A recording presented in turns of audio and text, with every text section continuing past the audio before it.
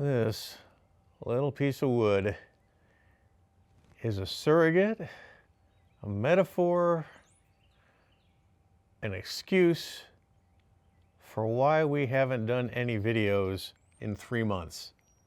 Let me explain.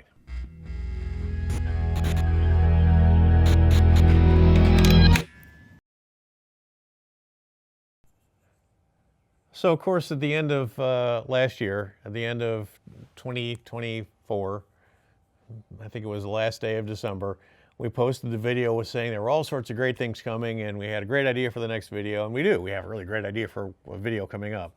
And we had a lot of discussions between, Mark and myself about what do we want to do with this? How do we want to proceed from this point? We have all the wood we need to make a bunch of guitars. How should we approach it? So what we decided was let's try to make one of each of the models that we've developed, and there's about a dozen that we have kind of in our heads, but there's 10 that we think are solid ideas. And we want to get them in front of people at shows. That's to us the most logical next step. So it means we've got to build them. And building became way more of a priority than doing this. Now, would that process of trying to build all these things made a great video? Absolutely. But the creation of the instruments had to supersede the creation of videos. So apologies. It's really not maybe, I think it's a valid excuse, honestly. But it just kept taking longer and longer to get this stuff as far as we want. Right now we've got these 10 instruments. Let's see if I can name them off. There's the, there's the Mach 5.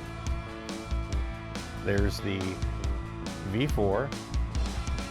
There's the Jazz, the Kaiju, the Victor, the V6, the Stanford, the GL1 bass, the new Galileo bass fretless, which I'm super excited about, and one I'm forgetting. It'll pop up now.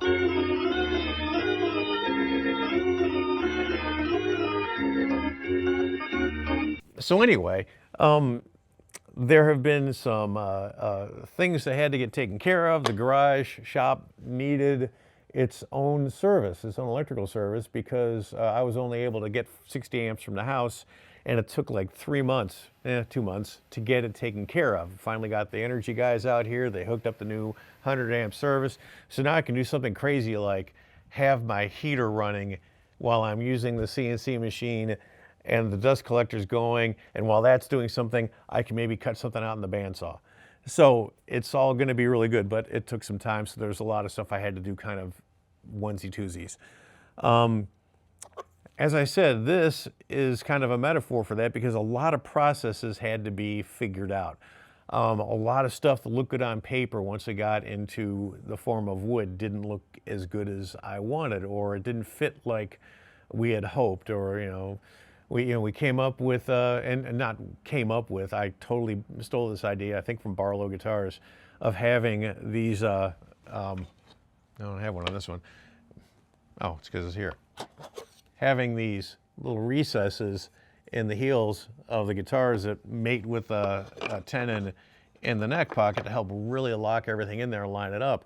Not only for a bolts will keep the neck perfectly straight, but it'll also a little bit of an extra gluing surface for the set necks. So, leading to this, I have been doing everything. I design everything in Illustrator. I go down to thousandths of an inch in precision, which, with wood means almost nothing, and take those drawings, translate what I need to the CNC to do all the, let the pet robot hog out the neck pockets and the pickup cavities and the control cavities and all that stuff, so I can then cut out the body shapes and carve the bodies and carve the backs of the necks and hand radius the necks and all that stuff. So there's still plenty of hand processes, but I needed to have all the drawings precise in order to do the CNC stuff.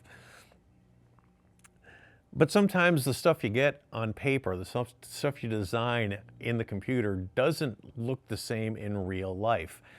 And on this one. So I've been working on this Mach 5. And because the body has this recess for the bridge, the angle of the neck, I wanted to try to do it flat instead of try to do a break angle for, just because there's the recess. It's a, what is it, a little over 1/4 of an inch from the top to the body.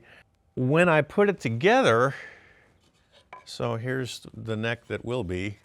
Is this thing in all the way? I'll just illustrate it. I guess not. I don't have this quite all the way in, but the neck pins into that. Where'd my pins go? Maybe I didn't put them in here yet. All right, so let's pretend this is the neck. Even though I have the height of the bridge calculated, I can't really check it with the real bridge because I don't want to put the studs in until I finish the guitar, you know, get the finish on it. That's just standard operating procedure. So I'd put the bridge down here, I'd you know, put a little something underneath it to prop it up, try to get it to the right height. Because one of the things I used to do when I was designing that was always a problem, or at least it was a problem because I wasn't thinking, is I would look at the lowest point of the height of the bridge. You know, our ideal, you know, if the bridge was all the way slammed to the body, that would be what I'd say, oh, that's my height, that's my bridge height, that's my saddle height. And I'd use that to calculate my angles, which is stupid beyond all reason, because that means the bridge has to be, if I've done everything right build-wise, has to be flush to the body, and there's no room to go down if your string action is too high. Stupid. So I started figuring out how much higher do I want it to be, trying to prop the bridge up. It just never quite did what I wanted, so I thought, you know what, this is stupid. Especially once playing with this Mach 5. Not sure I like how far the neck sits above the body, even though that's what I did in the drawings. I wanted to really check it. So I thought, make a frickin' surrogate bridge. I've been thinking about this for, geez, I don't know, probably close to a year. Every time I try to do this, I go, gosh, I wish I had something. So I made it. So this is, hey, I'll make one for you if you want.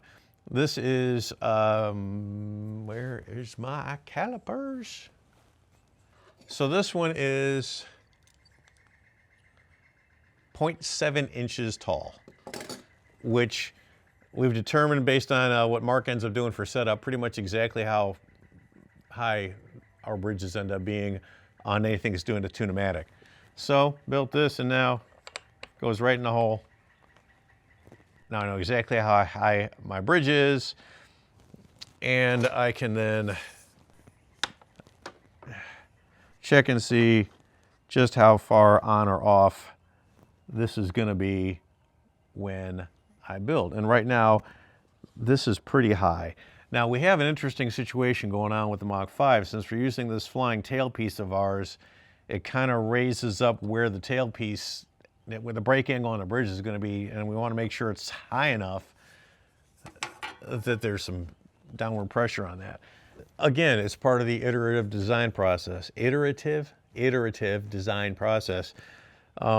The original Mach 5, the neck was really, really flush, had a little bit of a break angle, but it meant we had to do some weird stuff to the top bout here with an angle. And so we're going to do it this way for this one. This is saving my butt. I love this. Like I said, you want one? I'll build you one. We'll talk how much these things are worth later. I've got two. Hard rock maple, because why not? So what's the point? What am I trying to say here? I'm trying to say that I want to make this video real quick to say we haven't forgotten making videos. We still want to throw the stuff we're doing out there for good or ill, see what y'all think of it, see what suggestions you have. We'll also do more videos on the creation of each of these individual guitars once we get everything done. I know that sounds crazy, or maybe that sounds sane. I don't know. It's just the way it is. It's just how things are in this world we live in. Waxing poetic. There's a joke in there, I can't find it. So yeah, so it's been exciting. It's been great. It's just we haven't been talking about it because we've been busy doing it. And we'll get to a balance of doing it and talking about it very soon. I promise, I promise, I promise, I promise. So thank you for your patience. Thank you for your patience. Thank you for being engaged you know, hit those like, subscribe buttons, and give our algorithm something to say, oh, I remember you guys. And look for us, especially if you're in the Ohio area, at Guitar Show starting in June. We're going to hit the Columbus one with Toys in Tow.